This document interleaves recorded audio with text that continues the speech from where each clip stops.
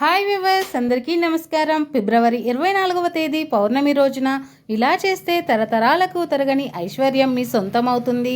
మాసాలలో కార్తీక మాసం తర్వాత అంతటి ప్రాముఖ్యత కలిగినది మాఘమాసం. హిందూ మతంలో అమావాస్య, పౌర్ణమి రోజులకు చాలా విశిష్టత ఉంది. అందులోనూ మాఘమాసంలో వచ్చే పౌర్ణమికి చాలా ప్రాముఖ్యత ఉంటుంది. మాఘమాసంలో వచ్చే పౌర్ణమిని మాఘ పౌర్ణమి అని పిలుస్తూ ఉంటారు. ఈరోజు శ్రీ మహావిష్ణువును పూజించడం ఆచారం. దీనివల్ల తరతరాలకు తరగని ఐశ్వర్యం మీ సొంతమవుతుందని భక్తుల ప్రగాఢ విశ్వాసం. రోజు చేసే పూజలు ఒక ఎత్తు అయితే మాఘమాసంలో వచ్చే పౌర్ణమి రోజున చేసే పూజలు మరో ఎత్తు.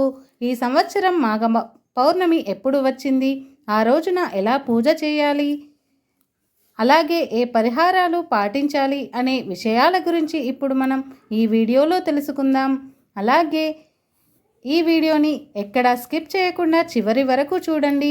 వీడియోకి ఒక లైక్ కొట్టండి. హిందూ క్యాలెండర్ ప్రకారం ఫిబ్రవరి 23వ తేదీ మధ్యాహ్నం 3 నిమిషాల నుంచి పౌర్ణమి తిథి ప్రారంభమవుతుంది. అలాగే ఫిబ్రవరి 24వ తేదీ సాయంత్రం 5:59 వరకు ఈ పౌర్ణమి తిథి ఉంటుంది. కాబట్టి ఫిబ్రవరి 24వ తేదీన మాఘ పౌర్ణమిని జరుపుకోవాలని, ఈ సమయంలో చేసే పూజకు చాలా శక్తి ఉంటుంది. హిందూ పురాణాల ప్రకారం ఈ రోజున గంగా నదిలో విష్ణువు నివసిస్తాడని, ఆ నీటిని తాకడం వల్ల ఎంతో పుణ్యం కలుగుతుందని పండితులు చెబుతున్నారు. అంతేకాకుండా ఈ రోజున మీరు చేసే పూజ వల్ల మీ కోరికలు ఖచ్చితంగా నెరవేరుతాయి అని చెబుతున్నారు. మాఘ పౌర్ణమి రోజున దేవతలు అందరూ మానవ రూపంలో భూమిపైకి వస్తారట.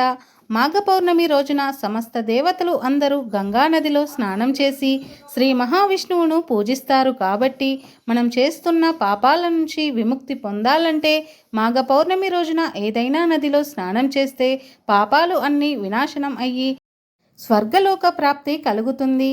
అలాగే మాఘ పౌర్ణమి రోజున చేసే పూజ వల్ల మీకు రెట్టింపు పుణ్యఫలం దక్కుతుంది. పవిత్రమైన ఈ పౌర్ణమి రోజున ఉదయాన్నే నిద్రలేచి ఇంటిని శుభ్రం చేసుకోవాలి. ఇంటి ముందు ముగ్గు పెట్టాలి. తర్వాత నదిలో స్నానం చేయాలి. నదుల్లో స్నానం చేసే అవకాశం లేకపోతే గంగాజలాన్ని నీటిలో కలుపుకొని స్నానం చేయవచ్చు. గంగాజలం కూడా అందుబాటులో లేనివారు స్నానం చేసేటప్పుడు గంగా, గోదావరి, కావేరి ఇలా పుణ్య నదుల పేర్లను తలుచుకుంటూ స్నానం చేసినా సరిపోతుంది. స్నానం చేసిన తర్వాత ఇంట్లో పసుపు నీళ్లు చల్లుకోవాలి.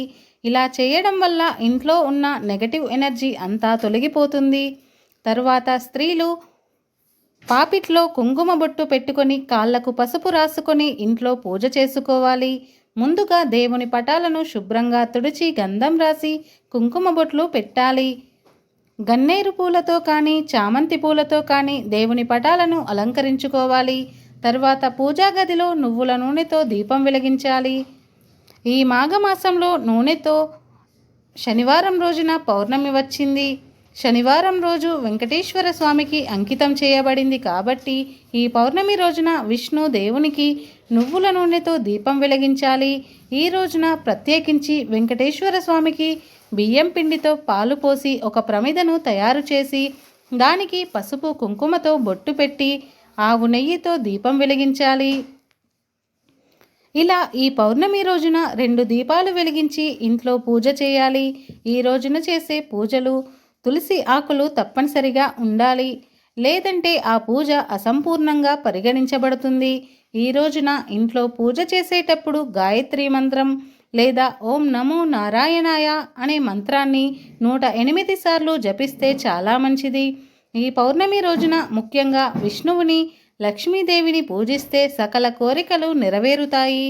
ఈ రోజున పూజ పూర్తి అయిన తరువాత సత్యనారాయణ స్వామి వ్రతకథనం వింటే కోటి జన్మల పుణ్యఫలం లభిస్తుందని శాస్త్రం చెబుతుంది.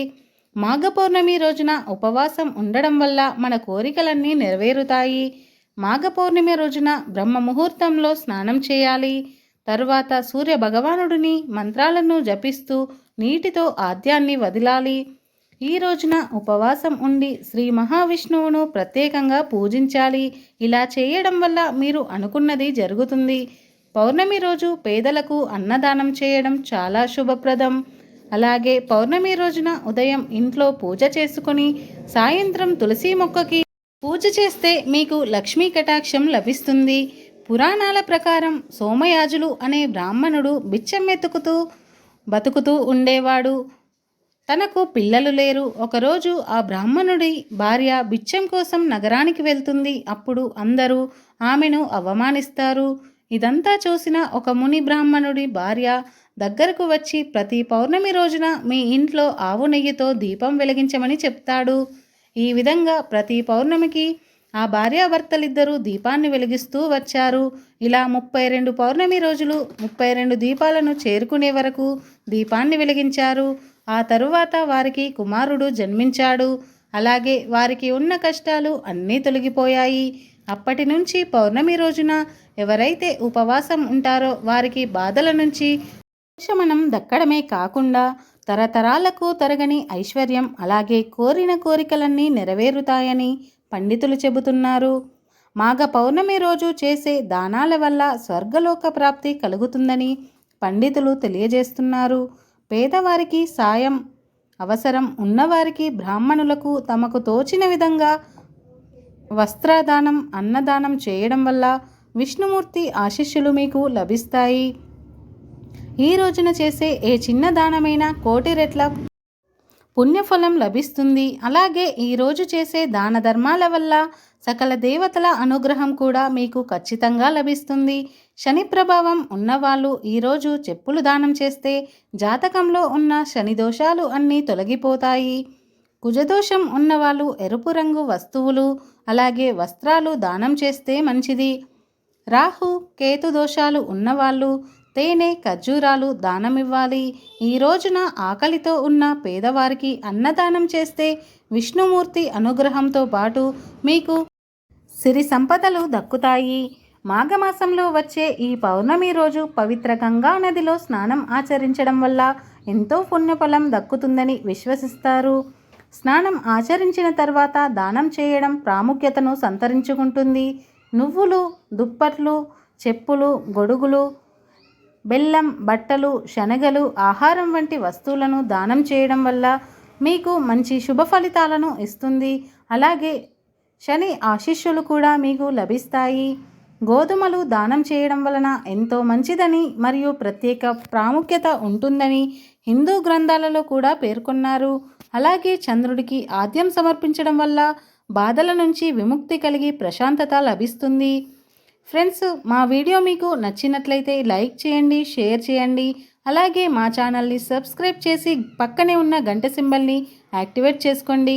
మేము పెట్టే ప్రతి వీడియో మీకు నోటిఫికేషన్ ద్వారా వస్తుంది. ధన్యవాదాలు.